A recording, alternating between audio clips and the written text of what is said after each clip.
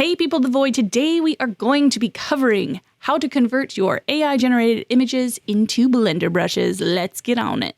All right, so first step is you are going to generate using your AI of choice. For the sake of simplicity, I used Midjourney because it's the easiest to get started with, and it's also the easiest to prompt with. Speaking of prompts, these are the ones that worked. There should be some on the screen right now that's inspiring ideas for you. Pretty much the secret is make them black and white. Step number 2 is we are going to edit our photos. I'm going to be using Photoshop, but you can use whatever image editing software you desire. Next thing we need to do is go ahead and make a square aspect ratio. From my understanding, the smaller your image size, the higher risk you have of getting blurry edges on your brushes. The larger the image size, the more detail your brush will dispense. So the next step is we're going to change our image mode to 16-bit or higher. The way that we're going to do that is we're going to go to Image, and then go down to Mode, and then we are going to select something higher than 8-bit.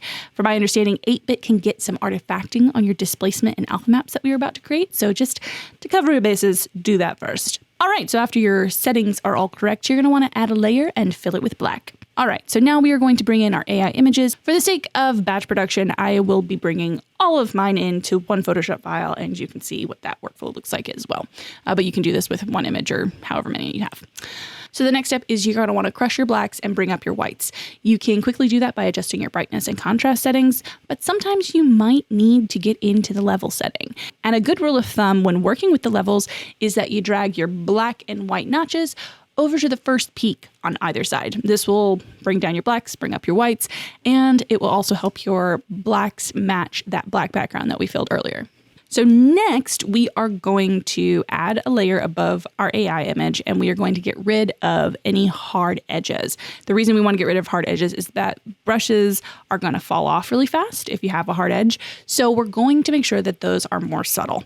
We're just going to take a soft brush and we're going to paint black on top of the AI image in that empty layer so that we can stay nimble and make any changes. And if we mess up, we're not destroying the original image. Next, we're going to merge our layers. We want to make sure that each layer is merged with a layer of black behind it. We don't want any transparencies here. So because I batched my images, I'm going to insert a black layer under each AI image. Then I'm going to select the black layer and the AI image layer and hit Control E to merge the layers together. I'm going to do that for each of my individual AI images. Because our goal is to make a Blender brush, we essentially have to make a displacement map, also known as a height or alpha map. Now let's go ahead and do that. For safe measure, I like to put all of my in-focus images into a folder and duplicate that folder. That way you always have the originals if you mess up. Now we're going to open the blur folder and select the first image, going to duplicate it, and then we're going to go to Filter and Gaussian Blur.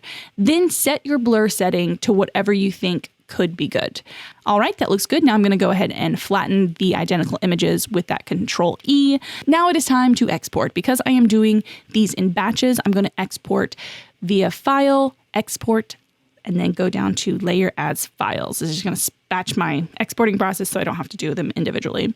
For Blender, you can export in whatever file format you prefer. I'm going to do a PNG. So I think what we're going to do is we're just going to show you guys how to make a very basic brush in Blender. And the setup is a little tedious, but we're going to do it together and you're going to be fine. We're going to hold each other's hands and it's going to be great. All right, we're going to add a UV sphere and we're going to scale it up by 2. Next is we are going to increase our poly count.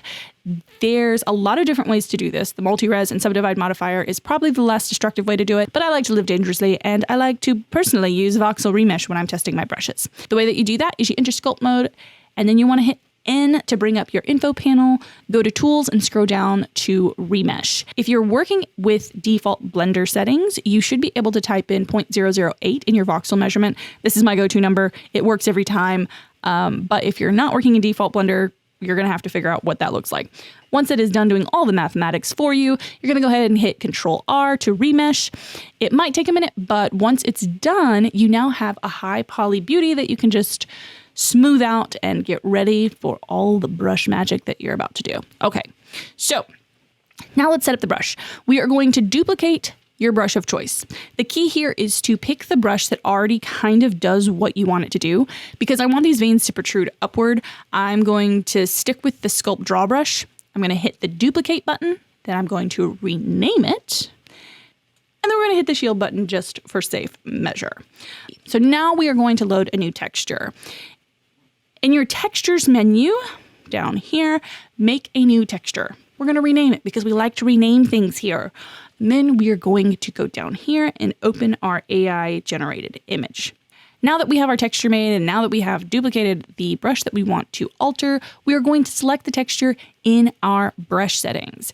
In the information panel, scroll down to your textures panel and make sure the new texture is loaded there. It should happen automatically, but if it doesn't, you can go ahead and click this drop down and select your newly titled, newly set up texture. After that, you can go ahead and experiment with your mapping style. I prefer area plane and view plane, so what I see is what I get, but there are other use cases if you want to use tiled or any of these other options. Now, my friends, it is time to render and add a thumbnail. In order to do this, you're just going to render out your image, save it, then back in your brush toolbar, go ahead and assign that image to your brush by clicking this picture button and loading it in. Now, when you click on your sculpt brush, and then click over here, you can select between all of the different types of sculpt brushes that you have saved. And that, people of the void, is how you smash out some Blender brushes. If you're too lazy to do all of this by yourself, go ahead and head over to ohheyvoid.com, where all of these brushes are free to download with our 3D design study guide. If you don't know what it is, just go check it out. It's pretty freaking cool.